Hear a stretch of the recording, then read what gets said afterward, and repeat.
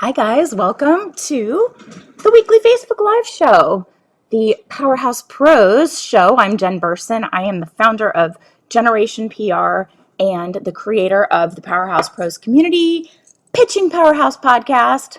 Welcome, welcome. How's everybody doing? How's the early holiday season for everybody? I'm wrapping up our holiday, which is Hanukkah. And tonight's the last night. My kids are bummed that it's wrapping up. And my younger son has been a little sad that I have been sick during Hanukkah. Hey, hey, hey, I see you guys. I'm assuming, is that Chrissy, Lauren? I see Nicola. Hi, welcome. Tell me who that is. Hey, hey, hey. Also, super cool. I always mention my mom because she is a regular watcher of this show. She pretty much never misses it from what I gather, but she watches after the fact. But my mom just called me and she's golfing with her girlfriends and she just got a hole in one, which is so cool. And I'll tell you what's especially cool about that is that my mom only took up golfing in her, kind of later in life in her retirement years. So, really enjoys it, plays with a really nice group of women. And hi, Serena. Hi, guys. And they're all so supportive and complimentary, and they bring out the best in each other. And they've talked about other people that join them, and they have a competitive spirit, and they make it really unpleasant because it's about these other people that come, not the core group my mom golfs with. I could hear these women in the background, her core group, just cheering her on and saying that they were, trying to look at the green and see where her ball was. And one of the women went and looked and saw it in the hole and was like cheering. And I could just hear the elation in her voice. And I think there's two lessons here I think are really cool. Is like, one, it's really all about the people you surround yourself with, right? Like, these women are super supportive. It's almost like my mom's hole in one was like a group celebration, right? Like, they've all been practicing together. They've all been playing together for a few years.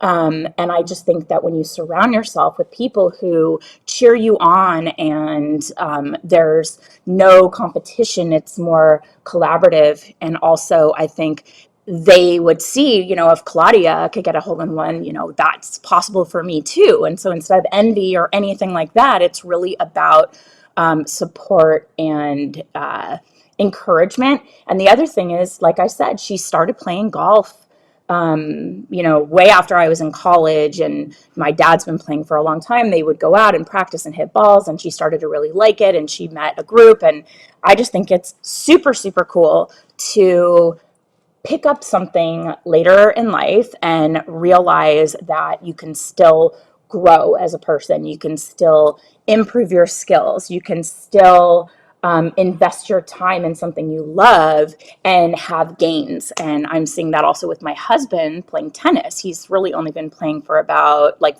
4 or 5 years. And he loves the competition. He went from like a 3.0 to a 3.5, and now he's a 4.0, like, officially. And he is really proud of himself for the improvements that he's made in something physical and competitive that he picked up in his, mid 40s. So I think that's really cool. I love the idea of constantly later is greater. Bevy Smith, I love that. Yeah. And I just think that there's something really exciting and inspiring about picking up something and not feeling like you missed out, or, the ship has sailed, but saying, it doesn't matter how old I am. I'm going to go out and have a good time, do the best I can. And I love it. And so I'm investing my time there. And the investment of time is enjoyable, but I also love the connection with other people. I love to see improvements in my game, and I love to have friendly competition. And just seeing those examples always remind me that that is such a great place to come from when it comes to, connecting with people and never saying, it's never too late. Later is greater. So yeah, and hi Beverly, and I still don't know who the Facebook user who said Bevy Smith. Who said that? Because I can't see, because you're probably watching on the Generation Academy page, the Powerhouse Pros page. So, but welcome. I have my diehards here with me, and for my mom, Claudia, congratulations. I could just tell how excited all your buddies were, and I just think that's so super duper cool. I'm still awaiting a picture when they can figure out how to text it from one woman to my mom and my mom to me. We'll get that soon enough. But today we're going to talk about brand audits, because this is something that is kind of necessary when you start working with a client. And a lot of companies don't necessarily have this in place, and it is something that you can use to kick off your strategy for PR or your strategy for 2024 in a way that is very intentional and very results oriented and growth oriented. So as we see 2024 on the horizon, this year is coming to a close. We're going to start prepping next year's strategies for our clients. And this could mean it's a great time to do a brand audit for all of your clients. So this could be your existing clients. And it is a great way to get a status update on how your clients are doing in their niche. They can really help you kind of zoom out and get a better sense of the progress you and your client have made over the last year or so that you've been working together. And this is also really essential to building an effective PR strategy, because without them, you don't know what's working and what isn't really moving the needle or isn't doing well in the efforts you've been making. So I wanted to share some of my best tips for doing brand audits with your clients, whether they're totally brand new to your agency or they've been on your roster for years, because it is always a good time to check in, especially like end of year, beginning of new year kind of thing, and just kind of see where you are. So to dive a little deeper in, what even is a brand audit? It is an overarching checkup on your client's brand and how they're faring in the media, how they're faring with their connection to consumers, consumer sentiment, the overall kind of brand sentiment, what the brand looks like in their consumer facing, their owned media outlets, their social platforms, their brand identity, and then also earned media. What is it, positive, negative, neutral? Like, how do they stack up next to their competitors? And we think it is a great idea to do a brand audit every time a new client joins your agency, and then you can continue to do them annually, or every time your retainer renews. So if you're doing a 6-month retainer, maybe a brand audit would be a good way to compel them to join for another 6 months or extend for another year, lock in that rate, and it gives you that great opportunity to show them how the work you have done together in that first 6 to 12-month period has impacted their overall brand presence and consumer affinity of the brand. A brand audit should evaluate your client's position in their niche. How are they doing against their competitors? You can look at their website, their web traffic, their social media pages, the engagement level, the growth in their following, whether there's been an increase or a drop off. Decline. So sorry, I cannot speak with you. And let me just put on the focus. Do not disturb. Okay. You can look at their mailing list growth, other things that are a reflection or like KPIs that you're monitoring to show the initiatives that you're taking, the efforts you're making, and what changes have happened with the brand since that. It's never fun. We don't love playing the comparison game, but it can really help you identify where your client can improve against their competitors or even against their own benchmarks. Your audit should also cover your client's strengths, their weaknesses. It's like that SWOT analysis, opportunities, threats, and really looking at the strengths that you've pinpointed to show what's working, and that you can let them know you're going to continue doing those things because they don't need to change for the year ahead. You're going to lean into them a little bit more. And when you hone in on their weaknesses, you can build a plan and slowly start to turn those things into improvements, maybe even turn them into strengths. Um, something that, like, let's say their price point is higher than their competition. Well, maybe consumer sentiment is like, wow, they're a lot more and we don't know why. Turn that into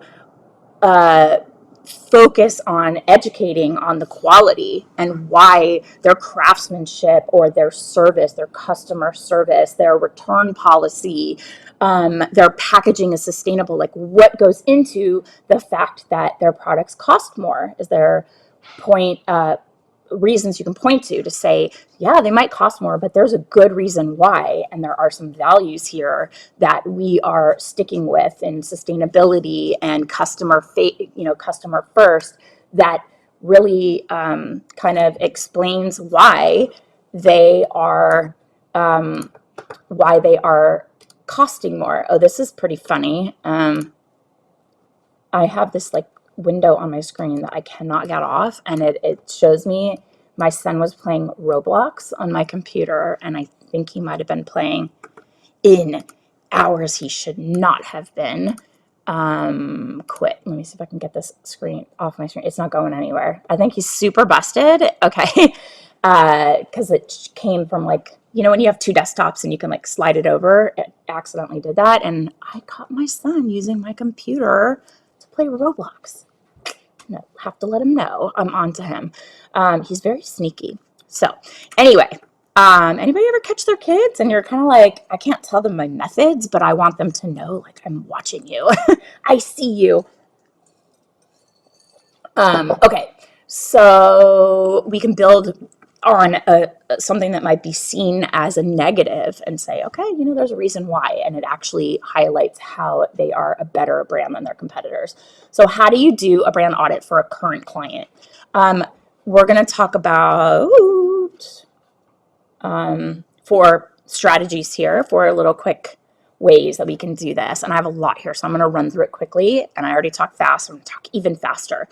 Number one, you're going to do a KPI review. So you should already be generating your monthly reports, and we show you how to do that, or ways you can be implementing certain KPIs and strategies in your monthly reports in our agency accelerator. We give you examples, we show you what reports look like, but you should also be annually reviewing the KPIs you establish with your clients. And a year-end review will let you zoom out, see that broader scope of your client's journey over the year. How have they grown? What setbacks have impacted them? We've had clients that have had delayed launches. Price points have fluctuated, and it's kept us from being able to consistently pitch the media with the same price point, which is very confusing, or their images aren't high quality. Like, what are the things that have maybe impacted them negatively? And you'll also be able to identify trends, anything that might look like a trend surrounding audience behavior. So how did your client's audience react to a new product launch? Did it fall flat? Was it like a total home run, and why? What outreach methods worked best? Do you have a founder who's got a super outgoing personality and you got them on a few key podcasts and it exploded their social media following? Or maybe they did collaboration with a key influencer and they had a ton of sales come from that influencer. So you can see what really moved the needle, and what is the impact of your media features. So that's part of this kind of KPI review. The KPIs that you track will depend on the services that you provide and your client's niche, obviously also their goals, their objectives, but some metrics that are common for most digital agencies like the ones we're running are affiliate sales, increase of web traffic or even decrease. That's something you should track. Any growth in their social channels, influencer engagement, how many inbound links there are to their website. And this becomes a little tricky when your client has a third-party affiliate platform like Commission Junction, Rakuten, ShareASale, because those links are harder to track because they're not going directly to their website. They're running through the affiliate platform and then back to your client's website. So it's a lot harder to see what those inbound links are, but they can still track that in their affiliate platform. Do you see what I'm saying? We have clients that are like, how many links and why didn't they, we haven't seen any click-throughs coming from this site. And it's like, well, they're coming via Commission Junction or via ShareASale because the link is to that. So they get the commission.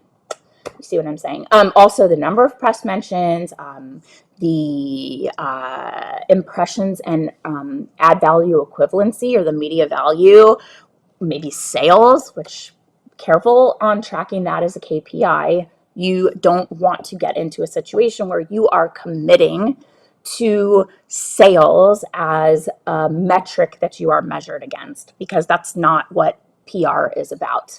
It's a byproduct of our efforts, but it's more about customer sentiment, visibility, getting in front of the right customers and having them see the product and learn more about it and see it a few times in the outlets they read and then start to say like, or the influencers they're following and say, wow, like everyone's talking about this. I should probably check it out.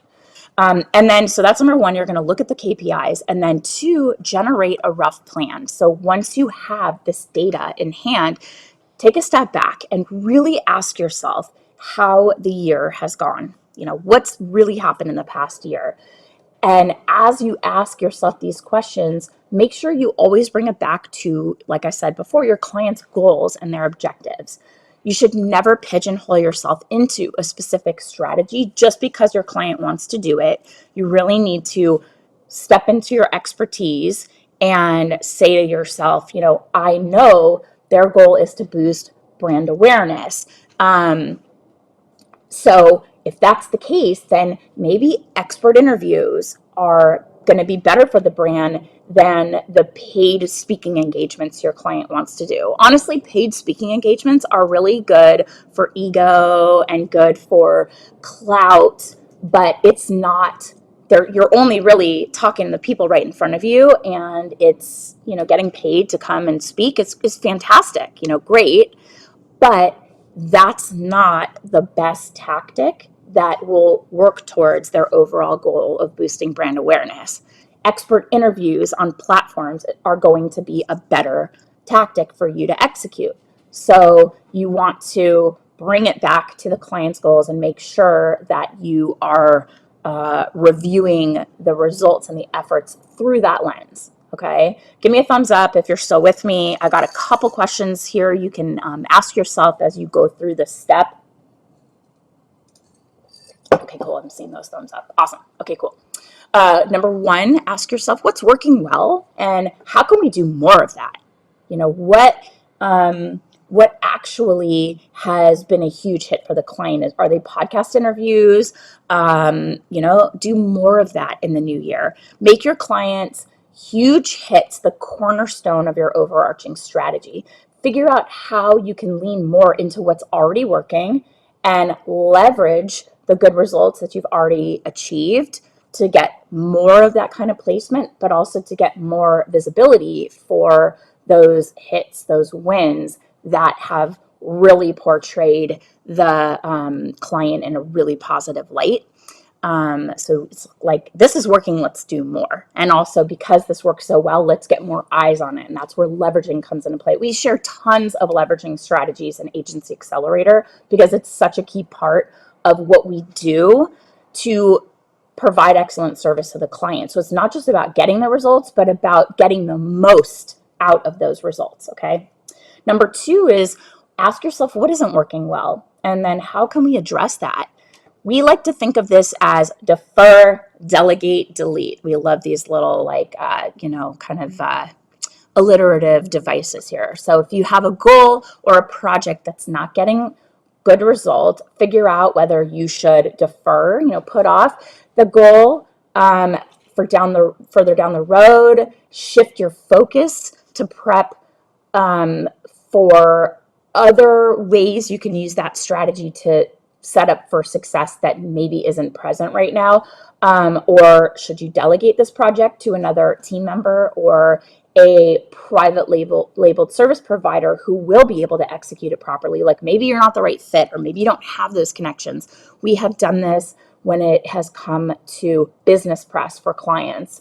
We'll try, we're not getting anything really great, we're not moving the needle. So I will seek out a true expert third party who can private label their services and really cut to the chase and connect with the right media outlets that are going to tell the business side of the story, because they tend to take a little longer, they tend to be a little bit more time consuming, and you really have to know what metrics the client's willing to share and create a story that's very compelling. So we will go to somebody else and say, like, this just isn't working the way we're doing it. We want to delegate it to you so that we can get more effective results here, because it's just not happening for us.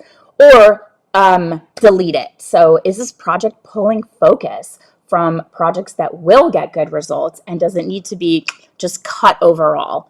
Like, it's not working, we're not doing it anymore. So we've got defer, delegate, delete, and you got to think about if it's not working well, these are the ways you could possibly address it. Question 3 is, what new things could you implement? So what are some new tools or tech or some trends? These pop up all the time. Is there anything that's come onto the scene lately that you might want to try with this client? You can also go back through your notes and pull any strategies or angles that you set on the back burner that you want to try in the upcoming year. Maybe something got pushed a little bit because of a delayed launch. We're dealing with a client right now. It is not a new product launch, but it is an improvement to an existing product. And we have been talking about it with our contacts, like it's coming.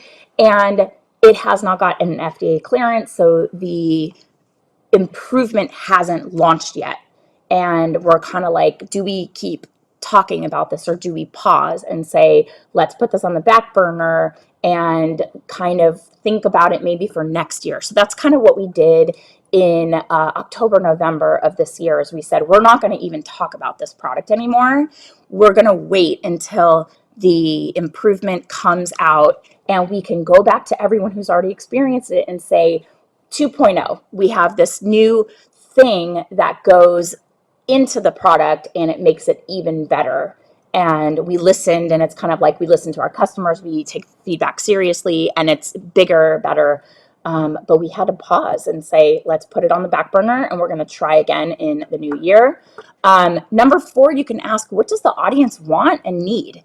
You really want to tie things back to what the audience is most concerned about or struggling with, or what's on their mind the most. We know that it is so easy to get kind of bogged down in the day-to-day of what we're doing that we lose sight of what is most important and it has the most impact, and that's the audience, the potential customers of our clients. And the success of this audience and their customers will play a huge part. Let me reframe. The client's audience and their customers are going to play a huge part in your client's success. Sorry, my notes are written a little tricky, so I wanted to clarify that. What they are struggling with and how you can serve them, or what their reviews say, what their feedback says, and how we can do better to serve their needs, or we can implement their recommendations. That's what happened with my client that had the repair item that they're creating in addition to the product that wasn't working as well. Their audience said, this could be better if it had XYZ. And the client listened to it and they wanted to create a fix that would better serve the needs of their customers. So you want to really look at the reviews and say, what do they want and what do they expect to see from your client? And let your client know, we're looking at social, we're looking at the feedback, we're looking at the engagement. And people are kind of feeling like you're not addressing certain factors that are important to them in what their buying decisions are, like cruelty free, or things that are all natural, or money that's going back to charitable causes, or improvements that can be made to their existing products, or maybe the packaging or the improvements are already on the horizon, and the client can really tie it back to the customer feedback and create a like a you talked and we listened kind of campaign around how important customer feedback is. So that is where you really think about, what does the audience want and need, and how can a brand audit give you that in terms of strategy for the following year? Or are there opportunities to reduce costs? How can you do a cost savings? So this is more focused on your own agency. So the end review as an agency owner is a good idea to kind of check in with your client's budget and what they're looking to do and what it's costing your agency. So this is where you can kind of keep things to yourself, because it ties back to the pay to play opportunities or events. What is it that you are doing that maybe isn't super budget friendly for them, and it might be eating into your margin? And I'll give you an example of that. We have a client where we send products to influencers, and then we monitor social media to see when influencers are talking about the brand. And we have noticed that a lot of influencers will post pictures and not tag the brand.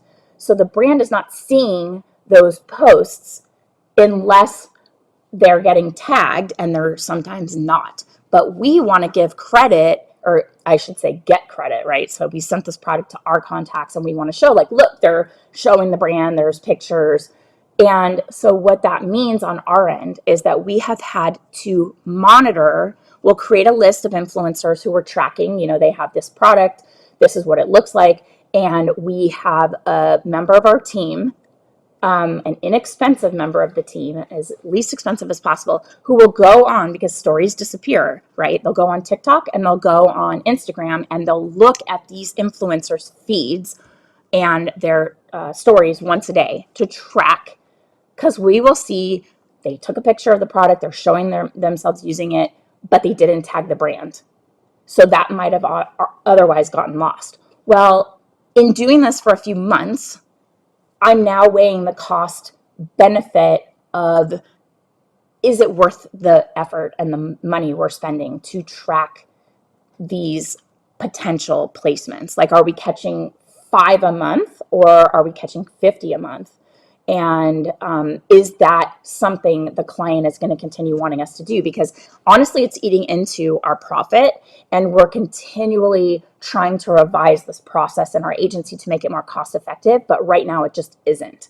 So this is a conversation we need to have with them. Like, are you getting immense value out of these features we're pulling to show you that they've mentioned it, but they haven't tagged the brand? Is there any value for you there? Because I will tell you right now, it's costing us between $400 and $500 a month to be tracking this. And that's just profit that's lost. So I'm like, let's, figure out, either do we not do this at all, or is there more cost effective? And we're continually looking at this. So are there opportunities to reduce costs? This is what we're looking at. And then also, you want to review all of the expenses that are going into the implementation of your client's current strategy. Look at the team costs. Is there anything that you could cut back on to streamline or to reduce expenses? And what I just told you is a prime example of that. But I think we would need the client's buy-in to say, listen, I would tell them, this is really time consuming for us to be tracking, And is it worth it? Like, how are you using these non-tagged features we're finding, and do you find the value in it? And then I would go back and say, if we're going to continue to do this, we'd have to charge an additional fee for this tracking, and see what they say. But we've worked with this client for probably 3.5 or 4 years, so I don't anticipate they would have much pushback. They'd either say, we get it, it's too much work. And they would say, no, it's helpful to us. Let's, what's the additional fee look like? And let's, talk about that. Okay, so then we have these 5 questions you just asked under generating a rough plan. And then number 3, meet with your client. So after you've taken the time to build your rough plan, get a call on the schedule and discuss the audit. And during this call, you should share your expertise, the rough strategies that you've come up with for them. And then they should share their own goals, because just because you started working together 6, 12, 18 months ago, their goals might have changed a bit. Like maybe one of their goals is humming along and they're like, you know what, now we have a couple product launches on the horizon that are totally brand new that we didn't even know about when we started working together. And then this is our time on these calls to collaborate on your plan for the next year and ensure that it will at least address everyone's goals and has a good chance of achieving them. And you want to make sure that everyone's expectations are aligned. This is the number one. I've mentioned this every single time. Misaligned expectations will always lead to unhappy clients. So you want to ensure that their expectations of how things are going or how things could go are pretty in sync with what's likely to happen. And maybe you undersell it even, and then you can over deliver with results that you get. But both you and your client should be on board with the plan and feel confident in what it realistically would look like when results come in. What is realistically possible?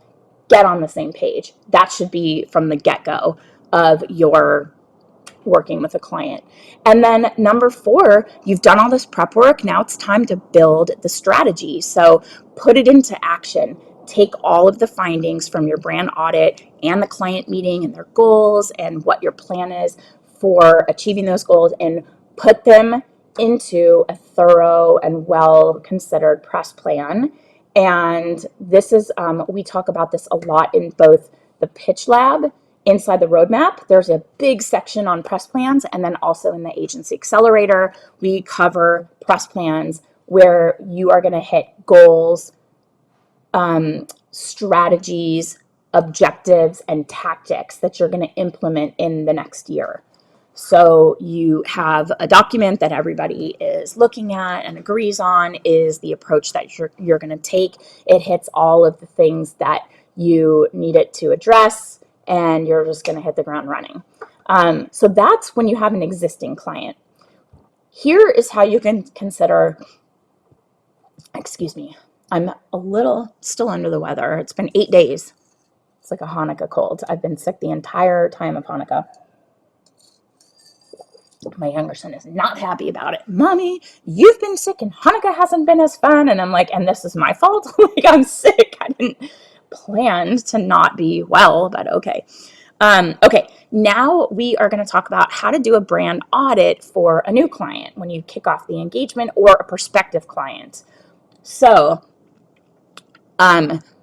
this is a bit trickier.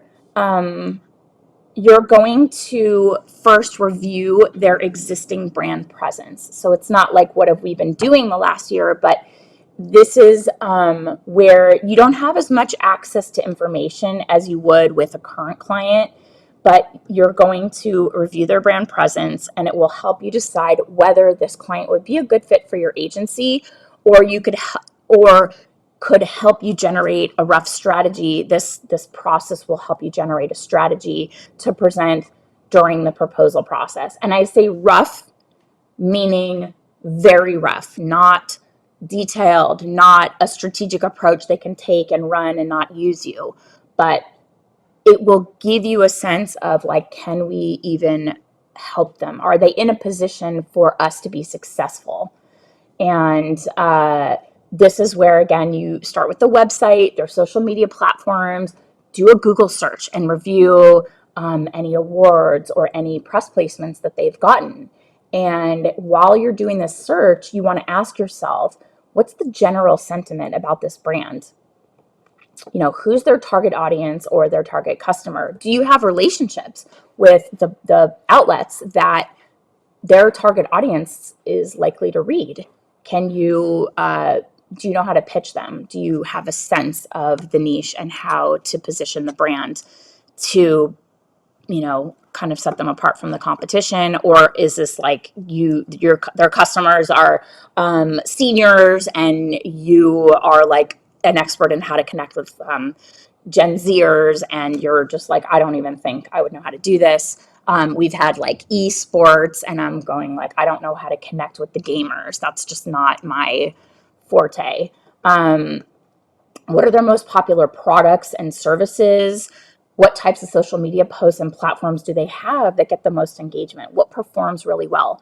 How many followers do they have, and what is their engagement level? Is it crickets? Does it have no engagement because they've done shady stuff to grow their page and it's not actually real people, it's bots? That's going to look really bad. We've had editors be like, why doesn't anybody ever engage with their social presence? It's very odd to me. And you got to ask them the hard questions. Like, did you ever pay to play for media? Did you ever pay for engagement or followers? These things can kind of come back to bite you in the ass. Also, what current PR strategies do they seem to be using? And where are they getting featured? Is it organic? Is it an effort? I like to ask this to myself and then ask them when we're talking. Do they seem to be working with a PR pro or an agency now? Have they in the past? And then I say, what happened? Why are you no longer? Why are you looking to make a change? I have seen, excuse me, I have seen companies start to show their true colors, and I'm like, this PR firm is really good and these people know what they're doing. They definitely are dialed into this niche. Maybe this company didn't give them enough time, or maybe their expectations weren't realistic. And I really dive in, like, what went wrong, or why are you unhappy? And I've avoided a lot of landmines that way, because if they're going to be nutty about their current agency, then they're going to be nutty about you too. And I will tell them, you know what, they're really good and they know their stuff. And I think what they told you is very reasonable. And I think this timeline that has kind of come to fruition is very normal. And we're not going to do anything different. I have told her that. Told people that, oh, love this. Thank you. Well, I love you too, Nicola. So I'm glad you're getting value out of this. That's a great question to ask, because you can be like, what didn't work? And they will start to show they're crazy. Or you can be like, oh, we got this. Like, we're gonna turn it around for you. Number two, you're gonna build out that rough strategy. So it looks similar to how you would do it for a brand audit for a client that you've partnered with for a while, but you're gonna zoom out to this big picture. Ask yourself similar questions like, what are they doing well? How would you lean into that? What aren't they doing? And how would you fix it? And why? Why haven't you pitched XYZ? Or why haven't you thought about putting the founder on podcasts? Is there a reason why? And they might say, you know what, they're not media ready, they're not media savvy. And you would know, like, this would be a really good approach if they have a spokesperson. Maybe we can find somebody in the company that's better than the founder. What new things would you recommend they do that aren't currently in their efforts that they're making? And what does their audience want and need, and how will you take that into consideration? How can you build a strategy that's going to solve a problem, or highlight that they do solve a problem, or really kind of show their audience that their values are aligned, that they really haven't leaned into that's important to their customers? And then number three, discuss your new or potential discuss this approach with your new or your potential client. So your meeting will look a bit different depending on if they're already a part of your agency, or it's still like in that kind of courting period and they're just a prospect. But if you're doing an audit for a prospective client, work it into I would say post discovery call, you want to work it in. Is that, I see, hi. Is that Natasha? I don't know who that is. It just says, hi. I'm thinking Natasha, but I don't know. Isn't it funny that I can tell, or I think I can tell people based on their comments? Because I don't know who that is. So, hi. Tell me who just wrote that. So, this is where you can bake some of these questions, knowing you're going to be doing an audit, bake it into the discovery call, and then this report will come out, or like it becomes part of the proposal, part of the capabilities deck, and like a rough sort of, this is what's next. These are next steps.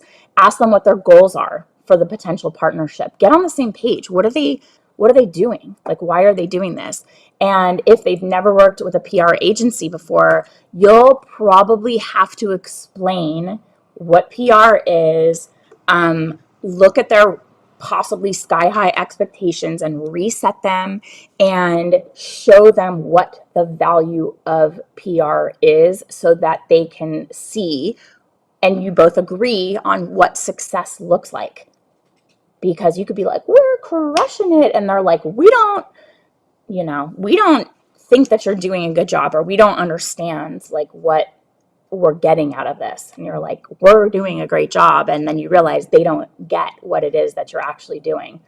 And if you are auditing a new client, so they are on the roster, they're paying you, this should be part of the kickoff call.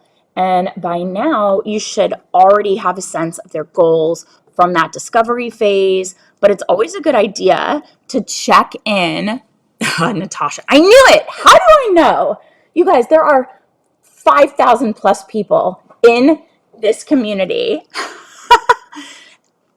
How did I know that? I gotta say, I don't see that it's Natasha. I just see hi with a blue heart. Brand audits set clients up for success. I've not taken clients on until they have fulfilled certain things like better website. Yes. Social overhaul. You know that they are not going to present well to their consumers, the editorial like pool that you're going to pitch to, if their social presence is like lackluster or inconsistent, their brand identity is kind of janky, their website has broken links. Like, these are the things that you're going to look and be like, you have to get this under control. It could also be the images that they have, the product images or lack thereof, the brand positioning. We've had to hire copywriters and say, you have no identity here. You have no sense of where you are as it relates to your competitors, and your founder story is lacking. Your brand positioning is lacking. Their brand identity is a reflection of our agency too, says Natasha. Yes, yes, yes. She does a really good job of this in the beginning of working with clients and getting them like locked and loaded so that we can be successful with the PR outreach. Okay. You want to ensure that when you kick off that there isn't anything that's changed, that you're all on the same page regarding what's possible, what's realistic, and you may need to reset any expectations that have set in after speaking with other agencies. This is a big deal. So the hope is that when they pick your agency, it is because they like your trustworthiness, they believe that you are the best to deliver on what you have stated is realistic. But they could have talked to 2, 3, 4, 5 other agencies in between, and they might have sold them a bill of goods that's not reasonable, or at least not reasonable with your approach or how you do things. And there's a reason why they picked you, but you do need to make sure that you are continuing to set their expectations to be realistic, because they've talked to other people and they might be like, well, we picked you because we love your enthusiasm, but everybody else said that they could get us on Oprah's favorite things list for the holidays. And you're like, that came out 4 months ago, like 3 months ago, like it's not happening. And maybe next year we'll try, but that will be over the summer. And we have done it before and we could do it again, but here's what we need to get in place in order for that to happen. You could be like, they're talking to other agencies who are making some wacky promises that are just not realistic. And I hope you guys never do that, because you're just going to set yourself up for failure when you win a client based on unrealistic expectations. That's cute. Yeah, Natasha's like, that's cute. Good luck to them. Okay, so then the fourth thing you do is you create a press plan once you have all that information. Only do a full audit and create a press plan after they have paid you, after they've started their retainer. I know I'm preaching to the choir here. Audits and press plans take a lot of time. They take a lot of energy, and you should not be doing them if you're not guaranteed to implement them. Although I will say, let me backtrack on that. If the client isn't quite ready to kick off on a retainer situation with PR, and they're like, we're not sure, sell them an audit as a service. And that could be the thing that gets you a foot in the door, that shows them, here are the ideas that we have. You're going to get paid for that. You're not giving it for free in the hopes that they'll go like, wow, they're really smart and we want them to do our PR. Do not give them the strategy as a result of this audit unless they have paid you for that.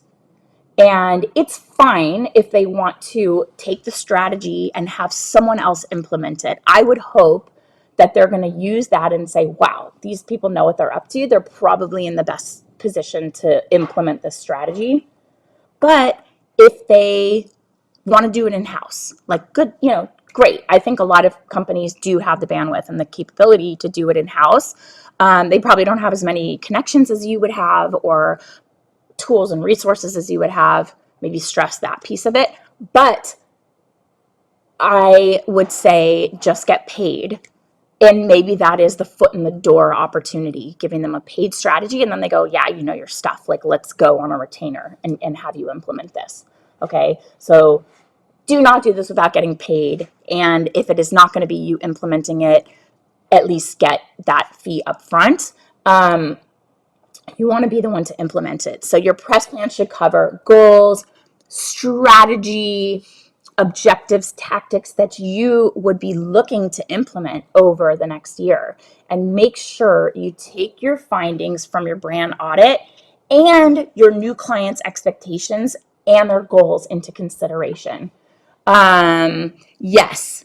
Natasha's saying, I love that idea, offering brand audits as a standalone if they aren't ready. That's the only time I would do it. And yes, sell a brand audit as a service. And I think this is going to happen. Let me tie this back into trends that we're seeing in our industry, and I would love comments on how you guys are experiencing client sales calls and the sales process and your proposal process. But we are seeing them take longer. We are seeing brands, potential clients, be a little more hesitant, vetting more, weighing options more, taking longer to decide, really considering budgets, really making a bit more of a, we used to just have calls and they'd be like, oh my God, this sounds great. Like, we're so ready to get started. We know you're the right fit. Send us a retainer. And we're like, let's go. And now it's like, we got your proposal. We're weighing, we're considering, would you mind doing this, that? It's taking longer. So in these situations where clients are a little bit more hesitant, or they're not ready, or their budgets aren't there, this might be a really good first step. I see a lot of, like, in my sorority, we'd be like, this was like, I agree. I'm seeing a lot of I agree in the comments here, and the thumbs up and the hearts and stuff. So we're all in the same boat. And this is why this community is so great, because we can talk about these things. We have people Serena's in Canada, Nicola's in Dubai. Like, we're all seeing that this is literally global. So I think there's value in us connecting and sharing our experience. I'm seeing it too in my agency. So this is something that will get them to be a paying customer, paying client, which is great. Once they've paid you for an outcome, they're more likely to do it again. And especially if you're building a strategy and you start to build in some things that you're uniquely qualified to execute for them. Maybe you're the queen of partnerships, or Natasha is like the queen of getting her clients on red carpets and connecting with major, major networks. She's very uniquely qualified to do that. She could build a strategy for a client and put that in there, and they might be like, oh, well, who's going to do that? Well, that's what I do. This is why this is a good strategy for you, and this is what we do. This is what we are known for. And I think in those instances, you are well positioned to, we just got a client in Forbes, actually. I haven't even seen it. Forbes. I just saw it on Prowly. Oh, wait. Oh, Forbes, you're gatekeeping. How dare you? I must have hit my max. Okay, well, if anybody wants to clip a Forbes article for me, I don't know. I can see it on Prowly, but I cannot. Trend-worthy LED mask for radiant skin. It came out yesterday, so that's awesome. 93.9 million domain reach. Not too shabby. So she's saying, I always get the no budget, but wants results in 24 hours in Forbes. I mean, and then like that's not realistic. That's not going to happen. But you can get paid to create these strategies and then say, this is what we do. We want to execute.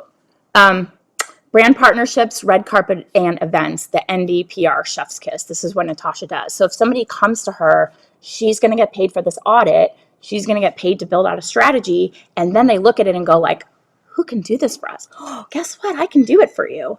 And now it makes that decision to hire your agency a little bit easier, a little bit easier to swallow, because now they've seen like they get it. They really get it. This looks really good. Like if we can get this implemented, I'm not saying every single thing is going to come to fruition, but even if a part of it does, then this would be great for us.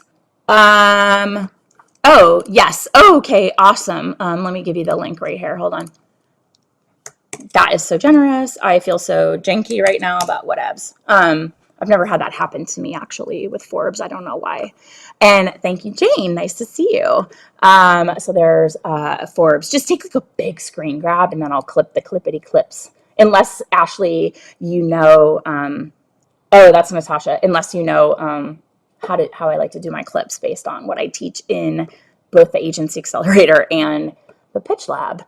So yeah, so I think that this is a good way to get your foot in the door, get them paying, get them dipping their toe in the water and feeling really good about working with you, showing what you've got. They're not going to go hire another third-party agency. It always goes back to the one magical word, relationships. And we've talked a lot about that on these free live calls and in our paid programs, how to build relationships. I think there might have even been a chat we did a couple months back on specifically building relationships with media. Be a helper, be genuine. Yeah. Be a contributor. You want to make people's lives easier. You want to add value. You don't want to just take, suck the life out of relationships and then ghost until you need something else. Like that's never gonna work. Anyway, so that's what I have for you. I do have what do I have? A PR agency action plan, which probably you have grabbed by now, but we are also releasing a tools. Let me see what we're calling it. Marsha, be authentic. They hate a one-sided relationship. Marsha's excellent in PR, and she also goes by Natasha. Just kidding. So that was a typo. Not a typo, probably an autocorrect. That's stupid. I love that your autocorrect doesn't even know your name. That's so funny. So we are going to be releasing a PR agency must-haves PDF. It's the tools that we recommend, the things that you should have on your radar to help you run your business more effectively. Mercury retrograde. So that's coming out soon. I'm actually reviewing it today. There's a tool that's not on there that I think we need to add. So that's going to be in another editing phase here.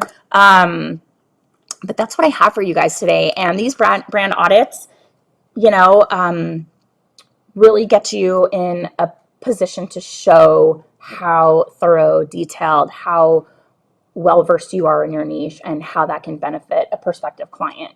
So use it as a way to get your foot in the door, get them to be a paid client in some capacity, whether they're a little gun shy on the monthly retainer, and then, you know, say, all right, let's go.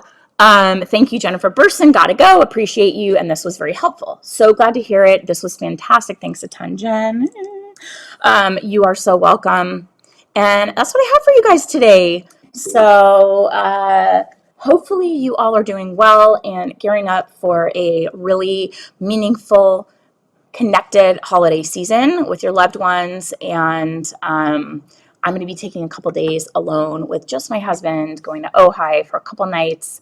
We do year-end planning. We do year-end goal setting, reflection, and we also are going to Palm Springs with the boys, and we do it as a family as well. But we need this connection. I think it's just we've been so busy. So that's what I'm up to. I really appreciate all of you. Congrats, Booma Claudia, on your hole-in-one today. That's my mom. The call was so fun. The energy was so cute. And I'm really proud of her. Again, picking up something later in life and loving it and connecting with friends, friendly competition, and mastering, all positive, all good. Never stop growing, never stop learning. What did somebody say? Later is greater. Bevy Smith.